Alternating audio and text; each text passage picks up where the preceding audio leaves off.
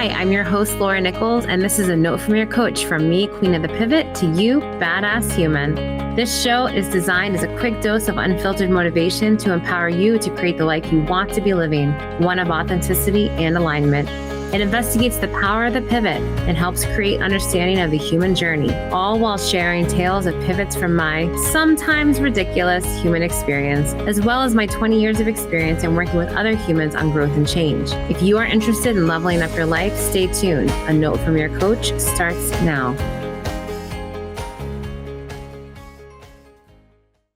Hello, my loves. Welcome back again. I think this is episode 6, which is very exciting. I'm Laura Nichols, also known as Queen of the Pivot, and you are listening to Notes from Your Coach on Transformation Talk Radio.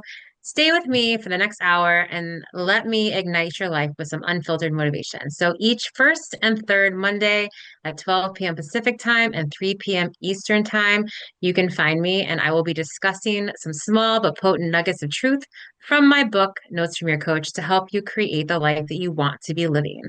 So each week we take a quote from the book, Notes from Your Coach, and we talk about it.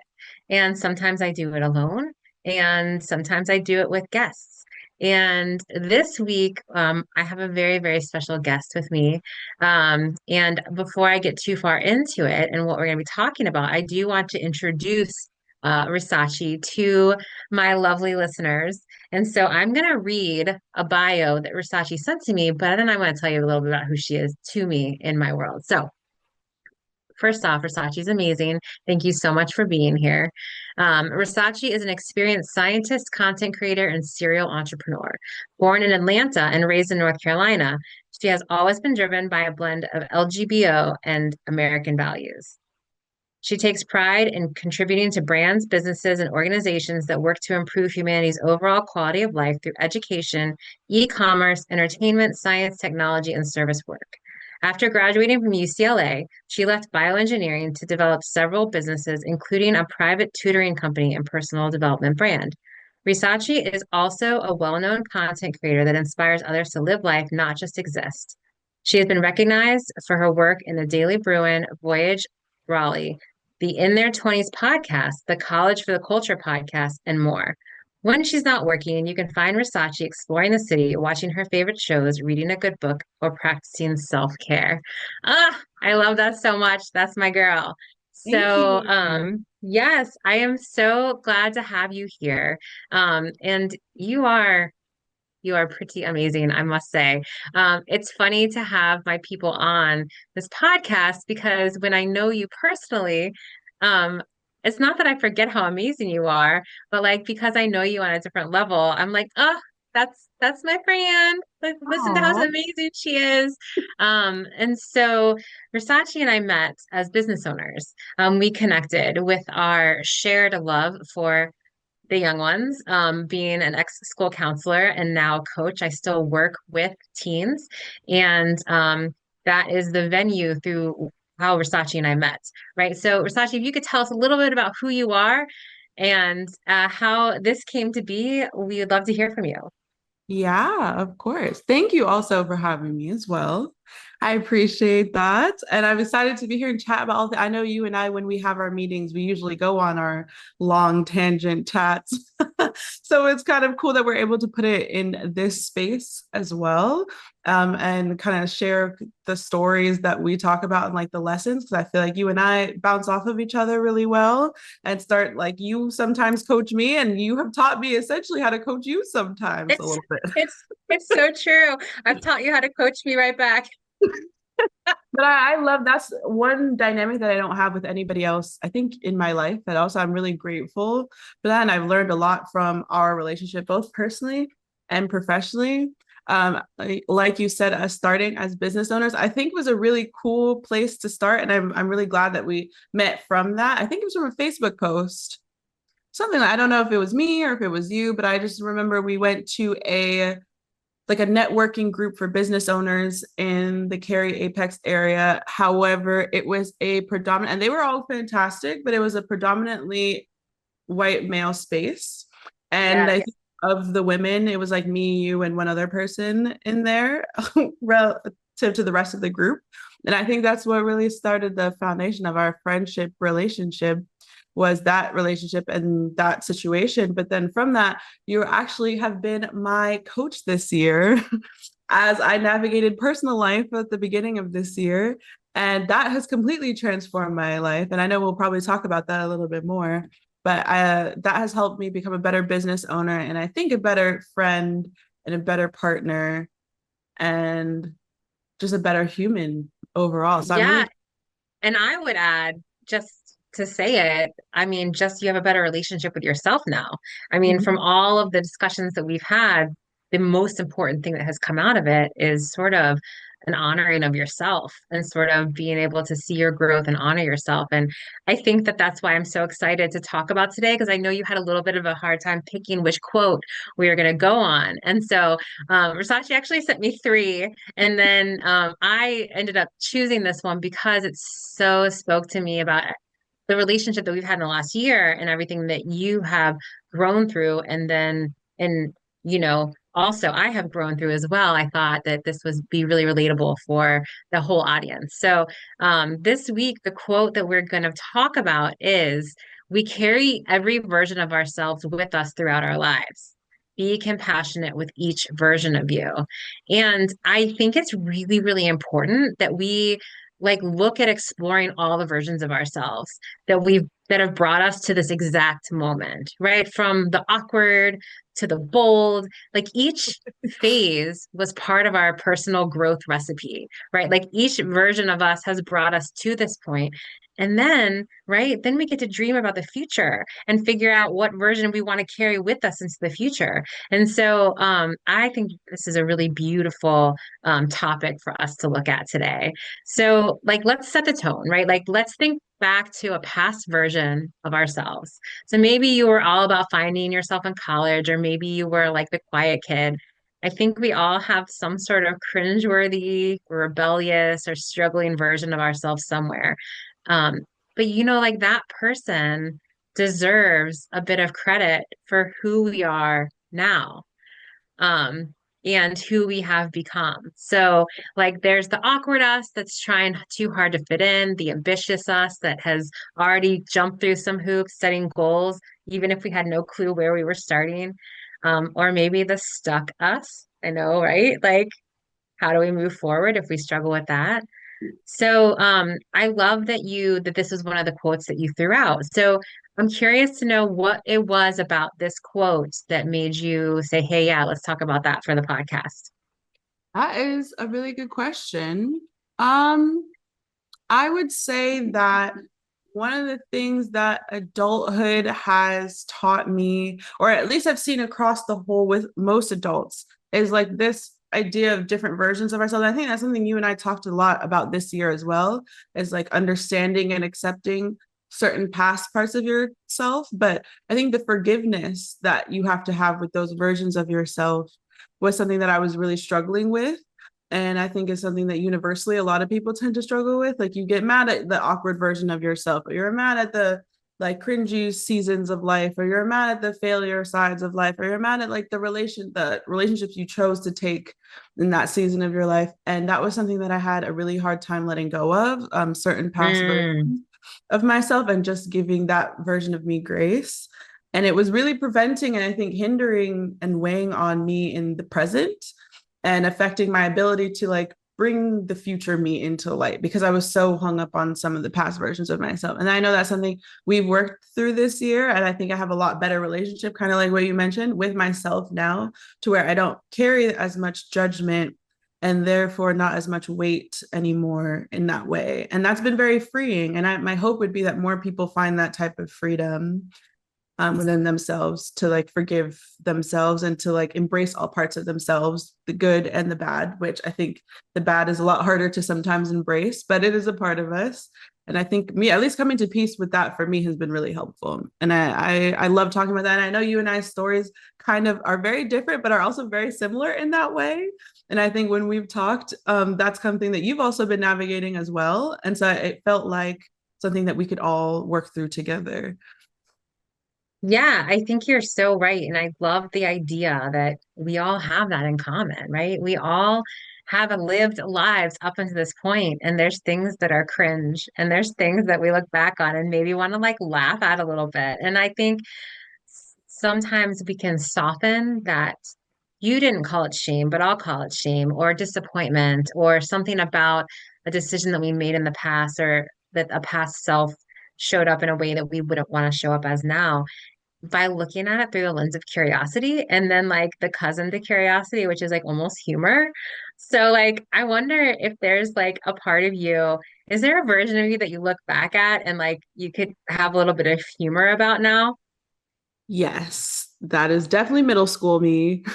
She was, and there's a lot of Facebook picture. I did not take them down. I know a lot of people who like annihilated all of their middle school version picture, but I love keeping them on there. And sometimes I'll go through Facebook and I'll see the versions where I tried different hairstyles. And I remember I took my mom's, she had like extensions, but they didn't match my hair color, but I wanted longer hair. And so I wore it to school. And in the picture, you can see that like my hair stops and then it's like jet black extension after that. And I thought I was really cool at that moment. But looking back, I think it's funny because I recognize what she was trying to do in that season. I was exploring myself, and that version, I think she had a lot of fun. It was definitely middle school was a tough time, but I could see, me finding myself when I look back at that. Yeah, and I love that. At the time, it probably seemed like so serious and so big, and now we can like walk through the other side of it and be like, oh, that was, pretty funny at the time, or pretty funny now looking back at us. And I think that that's like such a beautiful thing to carry with us now. So looking back at that and being able to sort of laugh at the funny little middle schooler, I wonder if you can look back and is there a lesson that you would learn from that phase that you still carry with you today? That's a great question. Um, I think I would say never lose sight of your authenticity. I think Should write a book. hopefully one day, hopefully one day. Yeah, I think if I had to speak to her now, that was what I would probably tell her because that season of life was a lot of trying to be like a lot of other people or like mimic maybe what's happening in pop culture and mimic what the cool girls were doing or mimic whatever. And I think if I had stayed truer to my authenticity, I think that that's something that I'm relearning how to do. And I think I wish I hadn't had like lost sight of that. And I think with adulthood, that tends to happen a lot with people is like they tell us, to be an adult, you have to do this or you have to be serious, you have to be fun. But if you're a child at heart, then just be a child at heart. Like nobody should take that away from you. You don't need to change that. If you're creative, you don't need to change that in adulthood. If you're, silly or if you're serious and people are like, you need to lighten up, then I think you should just continue to be whatever authentically is yourself. And I wish that I think that less looking back at her, I learned that now as an adult, seeing her in that time, struggling through trying to be like other people. Well, that's so beautiful to be able to take like something from middle school that you may have forgotten and go back and let your old version of you teach you that lesson now as an adult. That's that's such a beautiful thing to like remember and a beautiful thing to celebrate. I love the idea of honoring our past selves. So I know sometimes our past selves gives us some mistakes. And so next up, we're going to talk a little bit about owning the mistakes and then letting go and like letting go of the shame that comes with those. We're going to take a quick break. You are listening to Notes from Your Coach with Laura Nichols. We'll take a quick break, but when we come back, we're going to talk about having compassion for our past missteps and how it allows us to move forward with more self-respect and understanding. And so stay tuned. We will be right back.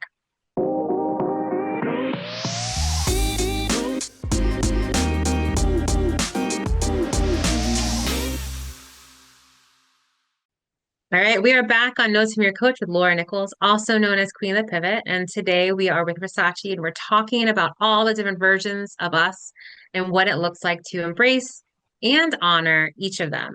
Before we continue, I want to make sure everyone knows how to contact you. So if our listeners are interested to know more about your work, what's the best way for them to get in touch with you or learn about that, etc.? That is a lovely question. I would appreciate and love the support in all forms, facets. I think you mentioned it before, but I do content create, and that's something that I'm really trying to develop right now. So if you would like to support, my Instagram is Risachi Ogan. My TikTok is chi.tv. And I have a YouTube channel. I wouldn't go there right now because there's not really much going on over there. But I think those two, Instagram and TikTok, would be a really great place to start because I talk about all the different work that I do on there. And GTV is also kind of like a lifestyle podcasty brand as well. And so in that when I talk about kind of similar to this topics like life development, self-development, and things like that. So if that's something that interests you, I would definitely check out that page. I know, and I've seen it, and it's funny. I have such a like a proud, like almost like mama bird. I'm like, oh my gosh, like when I see your content, I'm so proud of you because it's stuff that I would consume about, how to create the life you want, consistency, all of the things that we've talked about over the last, year and a half, 2 years. So I love that stuff. And I'll make sure all that stuff's in the show notes so people can have access to it for sure. Thank And you. so as we talk more about this, the quotes that we talk about on the show are from a book of quotes that I wrote this year for my birthday. And it can be found on Amazon. But the secret is that I actually wrote the next edition, which will be coming out in the next couple months. And the one difference is that it's going to be more like a 90-day journey. So it's not just a quote, but it'll be some commentary and some reflection questions. So as people move through it, the idea is that in 90 days, their life would be transformed as they go through this sort of self-development. So I'm really excited about putting that out. And then the other piece of that too is I'm doing a special for the end of the year. So it's instead of 12 sessions, it's just 6 sessions, quick and easy, get them done before 2024 is out so that we can set up 2025 like on a really good foundation. And so that's what I'm promoting currently. And I'm really Okay. excited to give that to the audience at like a reduced rate, one that I don't normally give. So it's just 6 sessions for 9.99. So I that's will exciting. say this was around the time last year that I started speaking to you about coaching. And I remember when we first had that conversation and you told me, I will help you change your life in 3 months. And I told you afterwards that I did not believe you. And I was like, there's no way that you could change all of this that's going on. Like, I was like, there's too much for it to be 3 months. And you did it like from this November, December period to like March of this year was really, really transformative from doing those coaching services. So, for anybody who's listening, if you're hesitant, you're like, I don't know if I should do coaching. Nobody can change my life in 3 months. Yes, she can. Oh I my am, goodness. And I'm I am not the even example. paying you. Well, I do want to say this though, and this is a very true belief of mine. It honestly is not me. I am a true believer that people are their greatest experts, right? And so what coaching allows you to do is really have a reflection of yourself. So my whole job is I like to say I'm a mirror and a flashlight, right? Like I hold up the mirror so that you can see yourself when you might not have looked before. And then I shine a flashlight in the dark places where people also weren't looking, right? And Mhm. so that's really what true coaching is. And so a good coach will do that for you. But have my clients had extraordinary results? Absolutely.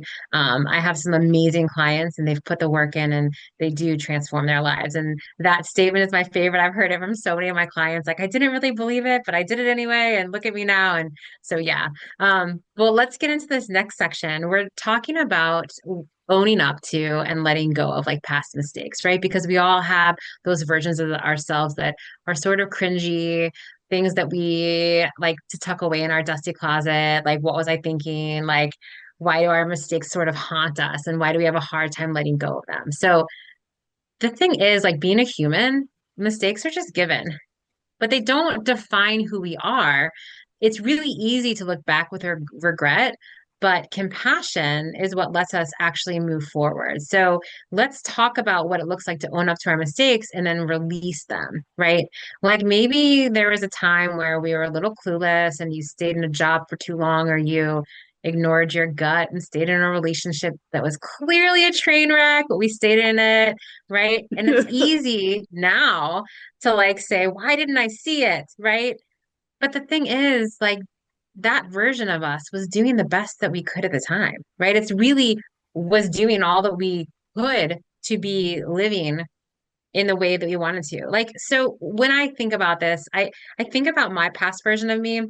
When I went to college, I was so excited and so enthusiastic about everything. Like, and I was like loud and gregarious, and I had a nickname that I was trying to like live up to. And I have a really long time friend who said that like back in the day, she could only take me in small doses. Like I was just so big. But the thing is, I was just really also really insecure. And so I think I made myself into this person that was like outrageous and loud and funny.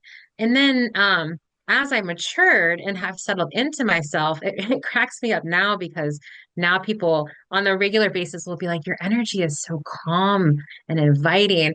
And I'm like, it makes me laugh back to that girl who was definitely not calm. And I was inviting, but in a different way. But the thing is, like, that girl had a heart, right? That girl would never let anyone sit alone. She was the girl who would make connections and make sure that everybody had a friend. And so I think that like there's always the other side to the coin, right? Because I was also on that side, the girl who was going to invite somebody in and was going to make sure that somebody had a friend. And so I'm curious for you if you have a version of like that too, that maybe like looking back, you're like, you were such a mess, but also like you were doing the best you could at the time. So I'm wondering, do you have a version of that that you'd be willing to share? Yeah, there's so many. There are truly so many of them. When you said that at first, the version that came to mind, there was one that was like more business, personal life related, and then there was one that was romantic. The romantic one is like the short answer is what you said. It was messy and it was not a great relationship. And looking back at it, like the length of time I stayed in that relationship and how much energy and money and time and all the things I invested into it. But like a lot of people at the time were telling me to stop, including my parents in that relationship. And I like to live life in a way where even though there's a lot of parts of myself that I hadn't forgiven, honestly, until we started coaching, I don't necessarily have any regrets about anything because I recognize that what I was working with the information of the person I was at that time. So even that relationship, I tell people a lot that I feel like it taught me a very important lesson of love that and each relationship I've been in has taught me some lesson about love that has helped me, I think, in the present figure out what it is I want in like my relationships as an adult. But then the one that I know that we had spent a lot of time on in our coaching session was the end of college for me and the move back to North Carolina because that was really, really painful. Probably one of like the most personally and psychologically painful things I had experienced and was not able to forgive. Because usually I can kind of be like, okay, we know that we made a mistake, but that one really like kind of shattered some of my worldviews at the time. And So just then, to set the foundation, can we share with listeners sort of like yeah, what happened so they know? yeah, sure. So I am originally from the South, but I went to undergrad in California. I went to UCLA. I'm a Bruin. Sorry to all the Trojans listening, if there are any of you out there.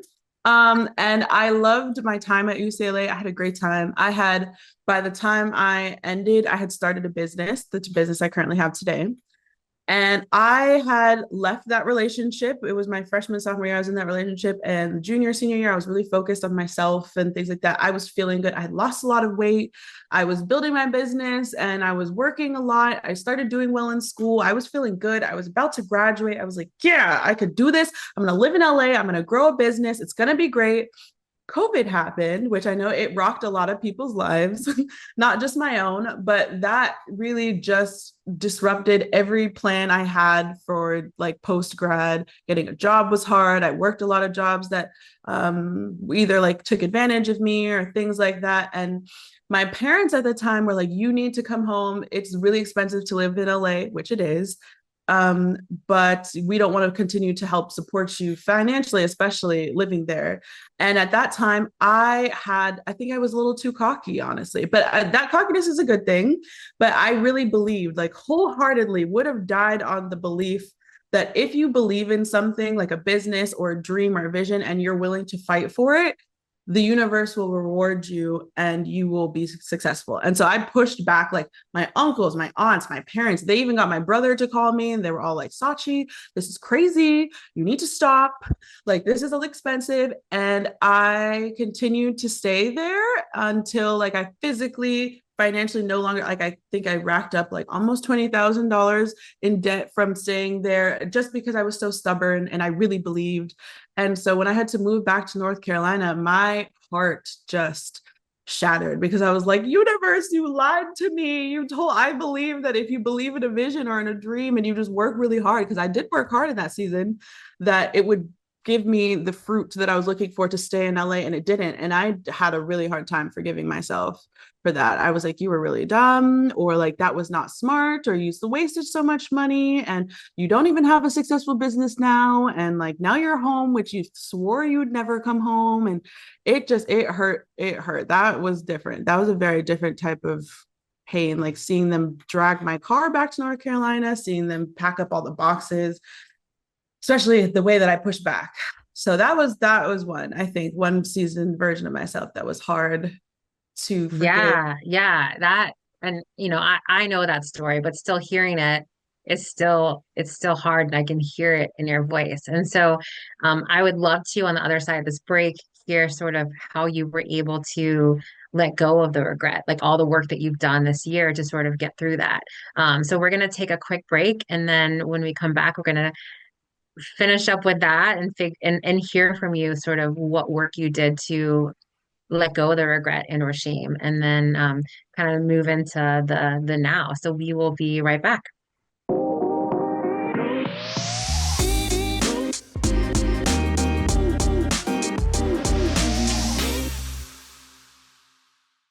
All right, welcome back. We are back on Notes from Your Coach with Laura Nichols, Queen of the Pivot. And we, before the break, we were talking about Risachi's move from California back to North Carolina and kind of the heartbreak that followed this all all guns blazing, I'm going to make this happen, and then these circumstances that you were out of your control just ended up leading you back to the East Coast. And I know it's interesting now because we're in 2024 and this was what, back in 2020, right? And so Mhm. you've done a lot of work in this last year to sort of heal your relationship with the version of you where that happens. And so I'm wondering if there's something, a lot of times when we do a lot of healing work, we can look back and see that there was a lot of strength or a lot of goodness that came out of something, even though at the time we couldn't see it.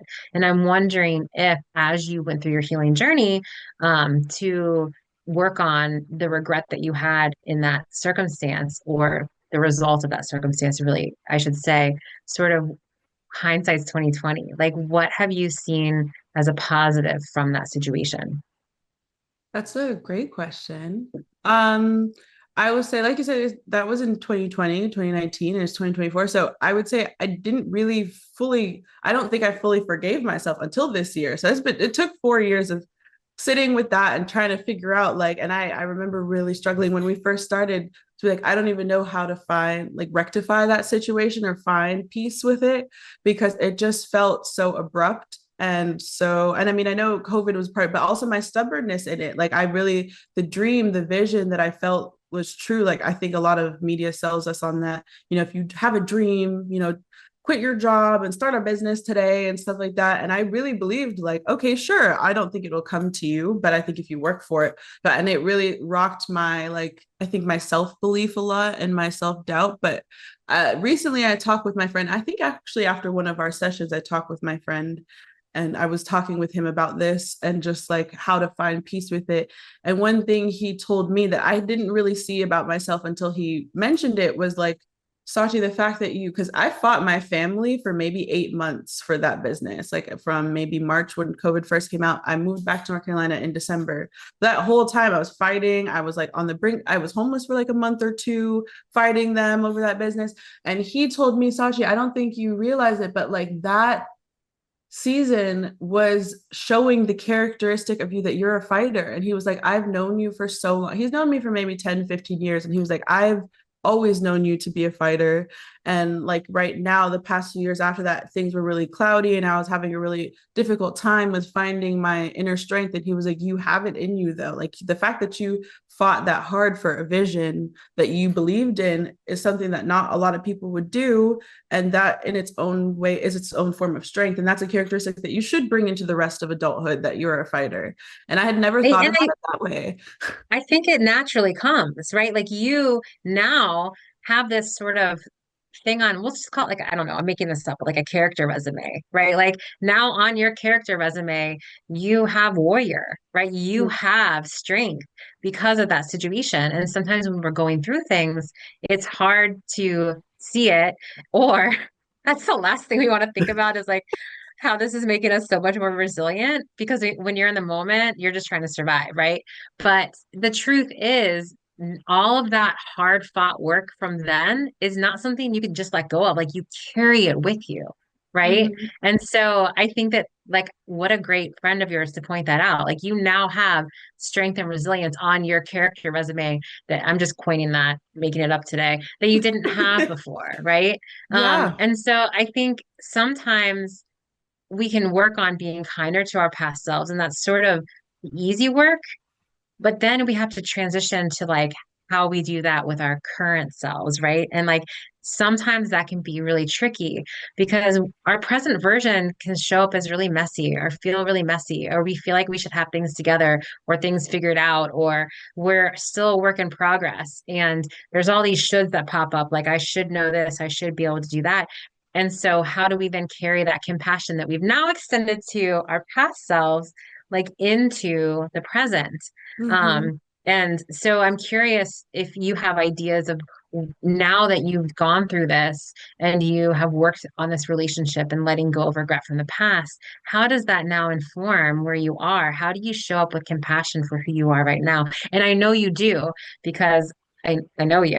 So how do you show up with compassion for yourself now, that you've kind of gone through these journeys? I would say that honestly, it's the work that we did that really did that. And so I think I would say to anybody who's experiencing something like that to honestly reach out, because that type of thing, even my friend, it's really difficult to see sometimes outside of yourself. And so sometimes you need someone else to put things in perspective for you. And I think our conversations did a lot of that for me. So like even what you just said right now, the should word, I've been actively trying to like not use that in my vocabulary or catching myself saying it. And that's one way that I think I've been able to bring grace and understanding to the present version of myself rather than like trying to hold it to some imaginary or impossible standard. That's been really helpful, or even like identifying the thought and the feeling and the action and how they're all related. And I think it took time to like build the skill of that. Like it definitely, I know when we first started, I had a very hard time with that. And now I'm able to do it a little bit more independently. So I would just say like the continuing recognizing that it's like an active working process, and then like just continuing to be active and present in that process, because sometimes, especially when hard weeks or hard days, you want to disconnect from it and you want to maybe go back to older coping mechanism or older narratives that you told yourself. Like that's another thing I was doing quite a bit, and having, I guess, like the discipline to be like, wait a minute, we already have addressed that this is an old narrative. Wait a minute, this is not necessarily reflective of you as a person. You're just upset and in your feelings right now. Let's maybe take a moment. It's okay, you're feeling, and like recognizing the feelings but not getting lost in them, I think. And You're making my coach heart so happy right now. You know how much so for the audience who may not know this, like the word should is one of my like least favorite words in our vocabulary because it's so full of judgment. And I really teach my clients to pay attention to using that word because there really are no shoulds in this world, right? Like you show up how you show up, and it's data. And then if you want to change it, you work on changing it, by noticing the feelings that come up, noticing the thoughts that are leading to those feelings. And so just hearing that, this is why we joke that, like, I taught Risachi how to coach me back because she'll catch my shows too. And so I love that. I love that so much. It's really about giving yourself grace and like being able to like take things less lighthearted. This morning in yoga, my teacher said something about like, she's like, I don't know what you guys are expecting from this class, but she was subbing and she was like, but I'm probably not going to give it to you. And I think I said something flippantly like, expectations are where suffering comes from. And everyone in Mm. class was like, Oh, that's a but quote for the it's book. right, I know, for the next book. But it really is true. Like when we have these certain expectations for ourselves that are coming from should, and you made this indication, like where is this even coming from? It's some imaginary idea of like how you're supposed to show up in a moment, right? That's where the suffering comes in. And I'm not saying that we shouldn't have goals and that we shouldn't strive for things. Like goals are important. My whole reason that I do the job I do is because I believe that people should be able to create the life they want to be living, but when we have these expectations on ourselves, um, that's really where the suffering comes in. So being able to like laugh at yourself and saying, oh, look, I am human after all, I think is really important.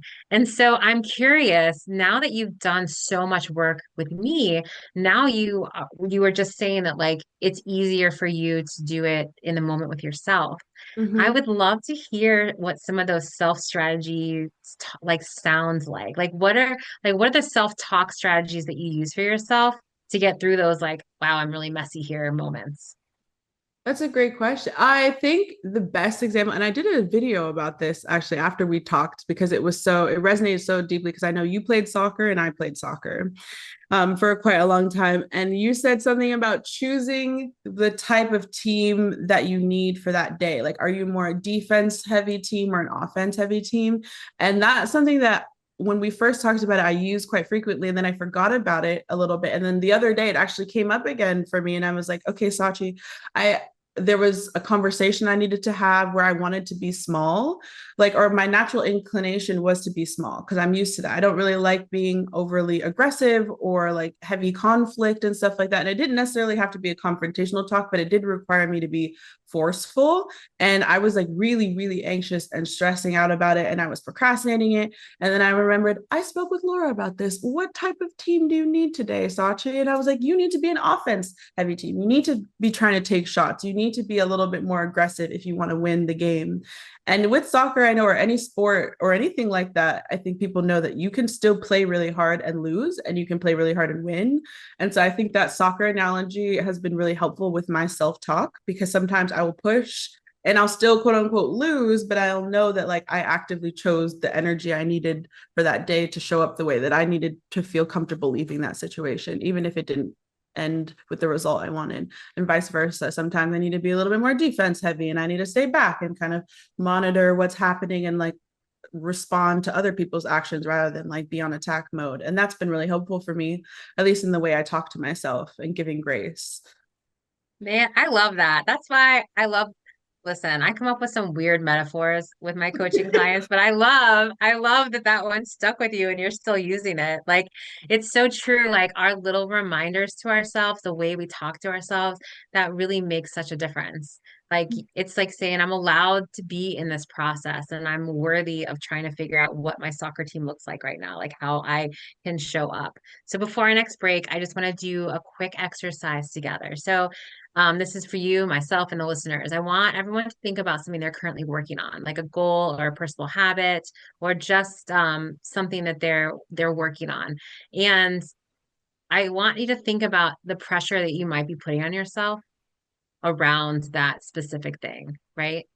So acknowledge what you're doing right now, right? However small it is. It could be tiny, but it's valuable. So maybe you're working towards a big dream or managing a really busy schedule or taking care of yourself. Anything in that realm counts. Now I want you to say, I'm doing my best at where I am right now. And that's enough. You take a deep breath and you understand that you're accepting that, even if it's just for a moment, because maybe in the next moment you're not going to feel that. But in this moment, you are accepting that you are doing your best, right? And I want you to think about, how does it feel to give yourself permission to just be in this moment, right? No added pressure, just that you are here in this moment right now. Compassion isn't necessarily just about forgiving, but it's just also about accepting where we are and supporting who we are today and knowing that we are doing best we can in this moment. So we're going to head into another break. But this is Laura Nichols, Queen of the Pivot. You are listening to Notes from Your Coach podcast.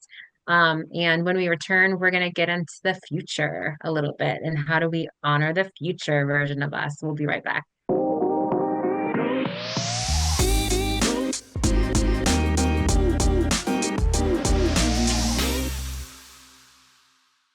All right, we are back on Notes from Your Coach, and we're going to look at some practical tips for embracing growth and honoring our future version of us. But before that, I don't want to run out of time before I say one more time, like how important it is to support you, Sachi.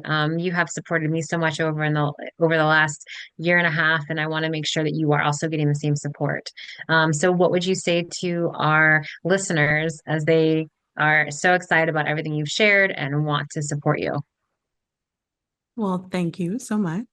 And I know we're in a weird time in the world right now. So if you're able to support me and or any other Black-owned business that you see, that would be greatly appreciated. And I think we're just talking about the fact that it's as simple as a like or a follow or a share sometimes. But for me personally, you can check me out on Instagram. It's RISACHIOGAN, Risachi Ogan. And that's just your name, And Risachi Ogan. Yep. just my name. And my TikTok is chi.tv. And yeah, either of those places would be fantastic. I do have a tutoring company. If you have a child who needs support academically, I would love to talk with you and see how I can Yeah. help. And actually, I have used that for my own kiddo. So I can tell you, actually, it's made a huge difference because sometimes, as I know, as a former school counselor, as annoying as it is, they're going to listen to somebody else over their parent when they become a teenager. That's just how it is, developmentally appropriate.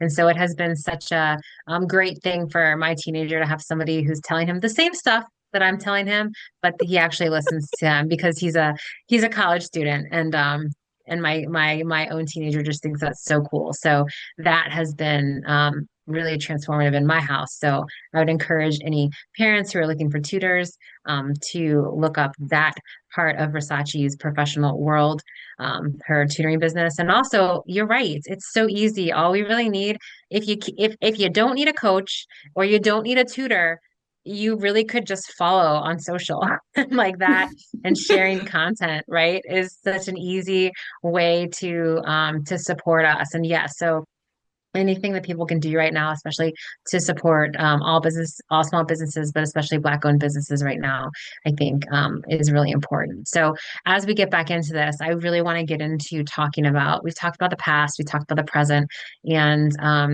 I want to talk about what it looks like to really embrace the growth that we have, that we're trying to have, and then what that looks like to honor like the future version of ourselves that we haven't really met yet, but we've sort of dreamed or dreamt about, right? It's not about arriving flawlessly or like arriving as like some final version, right? Because that doesn't exist. Like, hopefully, you are in a state where you realize that, like, we grow until the day we die. Gosh, I hope I feel like if I stop growing, that's it. Like, what's the point? Also, messiness and the surprising twists and little victories along the way, like, isn't that beautiful? So the Mhm. minute that we stop having those, like, how boring. Like, it's like your phone or computer. Like, we're always getting a software update, right? Sometimes the updates are smooth, sometimes they're not. Sometimes they have more value than others. So it's important that we realize that as we grow and learn, there's something behind it for each of us. So when you think about growth as a never-ending journey, like how do you feel about it? Does it make you excited, nervous, a little bit of both? Like, what are your thoughts on that? So I'm naturally a very impatient person.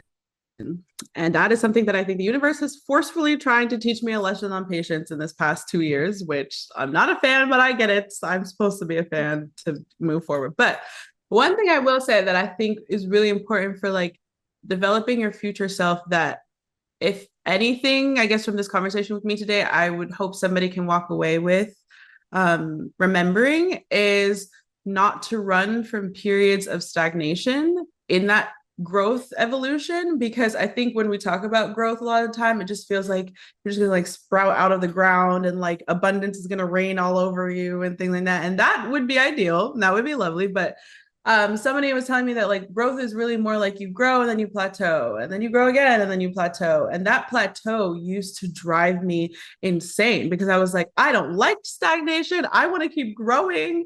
And I used to be so upset. And I also used to have a lot of judgment for that as well. But somebody told me to think of stagnation as a period of stabilization instead, and think about it as like that is a part of the growing process. So like in this ever growing like life cycle, like recognize that growth isn't necessarily always going to feel fast paced, or it's not always going to feel like that. Stabilizing is a part of growth and gives you the foundation to then grow the next thing to, and like it holds it down so that it has the strength to withstand like obstacles or challenges or anything like that. And that was something I did not understand about growth. And I think the only way I have been able to understand it is by sitting in long periods of plateauing and being like banging my head against the wall. Like, how do I get out of this when I'm not actually supposed to get out of it? I'm actually just supposed to let that season pass. Oh And my that is, gosh. What a great quote. Stagnation is a form of, or is a form of stabilization. Is that what you said? yeah. You know what it made me think of when you know how I am with metaphors. You know what it made me think of? It made me think of like if you think of a really tall tree, right? Like when you can't watch it grow. Like it's like looks like it's barely moving, but also here's the thing, like plants, when they're growing, you're not seeing all the work. Like they're not pushing straight up through the soil. They have to have that root system because if that root system is not strong and spread out and like deep in the ground, it's going to fall right over. So you kind of almost think about it, all the stuff that you don't see, that time where there's not a lot of growth happening, it's really just creating this foundation because that is where when it gets windy, when the, ground gets saturated with water, that root system that you didn't watch grow, you didn't see it happen, right? It looked like it was stagnant, but it wasn't stagnant. Like it was actually growing the whole time. You just didn't see it. And I actually think that maybe that's what it's like when we feel like, when the universe is teaching you patience, as you said, or things aren't moving the way that we want them to. It really is. You're really building that foundation so that you have that resilience as you move on. And that then that future self, right, can look back at your past self and be thankful for that period. Mm-hmm. Um, I I love that. And so like when you're thinking about that and taking into the spirit of the idea that we're being patient and really there is growth happening. I wonder if you're looking like 5 or 10 years down the road, like what can you look back on and know that like this version of you has been contributed to as a future version of Versace? That's a great question. The fun I've actually been thinking about this a lot lately. Because and relative to that California me coming back, because I was so mad at that season, so mad that I wasn't like, I wanted to be a I billionaire, know, I girl. wanted I to know end up you in were. Forbes. And then now in this period, 4 years later, I've been reflecting on it and I realized if I had been given what I wanted at that time, I think I would have fumbled it. If I'm being very honest with myself, I don't think I had deep enough roots at that time. And I wouldn't even have admitted that I would didn't have deep roots at that time. I would have been like, yeah, I can handle it. I'll figure it out. But now looking back at it and everything I've learned about myself and about business, I realized like the lesson in it was like I had to, for me to get to the place I wanted to go, I had to not get it first. And I had to learn from that. And I had to sit in the periods of stagnation because now looking 5, 10 years into the future, I feel like I have a lot more of mental resilience to where if I were, when I grow to having the first $1 million or the first $10 million and something comes my way that like knocks my plans out, I think I will have the mental fortitude to navigate it in a lot healthier way than if you just had given 22-year-old me what she thought she wanted. And Ooh, like, you are growing those roots, girl. You're growing yeah. the roots. And you know, I love that because I wonder now with that same energy, what is a piece of wisdom that you hope that you carry with you to this future version of you or something that you hope to let go of? I think letting go of judgment, shame is a big one. And shame can be used constructively, but I think learning how to use it constructively is definitely something I want to let go of because I carried it a lot. And I think in immigrant culture, that's something that's really deeply embedded in us. Both my parents are Nigerian. And so they live in fear quite often. And I don't want to carry that with me.